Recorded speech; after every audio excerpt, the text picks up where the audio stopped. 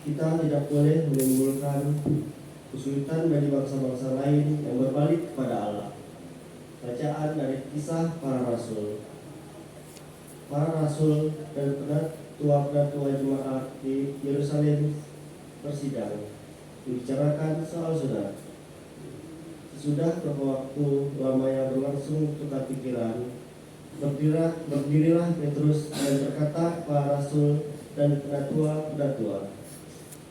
saudara-saudara, kamu tahu bahwa sejak semula Allah telah memilih aku di antara kamu, supaya dengan perantaraan mulutku bangsa-bangsa lain mendengar berita Injil dan menjadi percaya.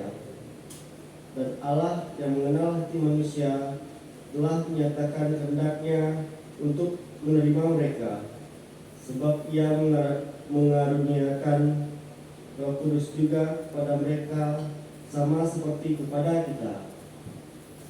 Allah sama sekali tidak mengadakan perbedaan antara kita dan mereka. Sudah Ia menyucikan hati mereka oleh iman.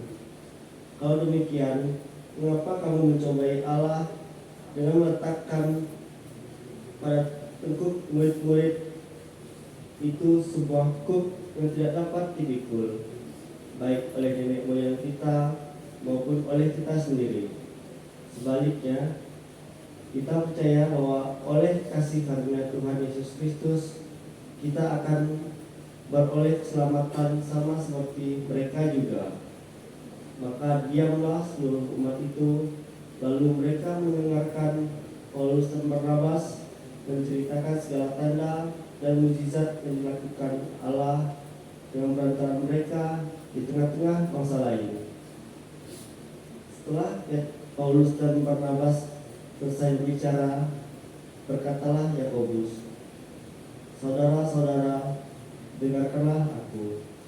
Simon telah menceritakan bahwa sejak semula Allah menunjukkan rahmat-Nya kepada bangsa-bangsa lain, yaitu dengan memilih suatu umat dari antara mereka bagi namanya. Hal itu sesuai dengan ucapan-ucapan para nabi seperti yang tertulis. Aku akan kembali dan membangunkan kembali pondok Daud dan telah roboh.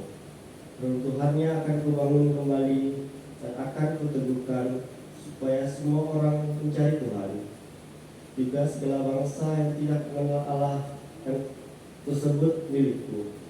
Demikianlah firman Tuhan yang melakukan semuanya, yang telah diketahui dari sejak semula ini.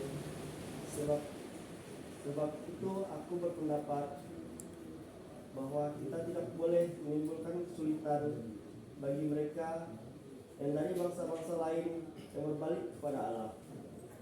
Tapi kita harus menulis surat kepada mereka supaya mereka menjauhkan diri dari makanan yang telah dicemarkan berhala-berhala, dari pencabulan, dari daging binatang yang mati zikik, dan dari darah.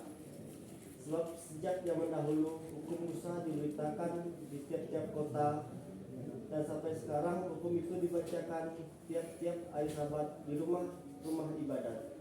Demikianlah sabda Tuhan. Syukur kepada Allah.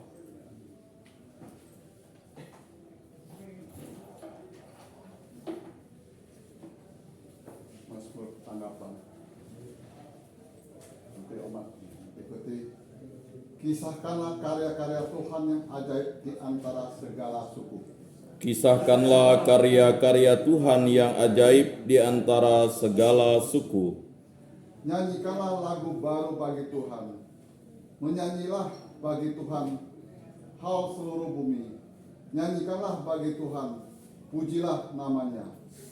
Kisahkanlah karya-karya Tuhan yang ajaib di antara segala suku. Kabarkanlah dari hari ke hari keselamatan yang datang dari Tuhan. Ceritakanlah kemuliaannya di antara bangsa-bangsa.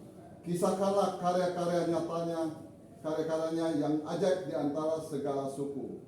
Kisahkanlah karya-karya Tuhan yang ajaib di antara segala suku. Katakanlah di antara bangsa-bangsa, Tuhan itu Raja, dunia ditegakkannya.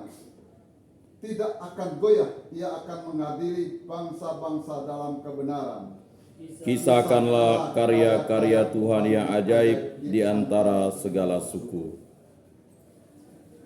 Haleluya, haleluya, haleluya. Haleluya, haleluya, haleluya. Domba-dombaku mendengarkan suaraku, sabda Tuhan. Aku mengenal mereka dan mereka mengikut aku. Haleluya, haleluya, haleluya.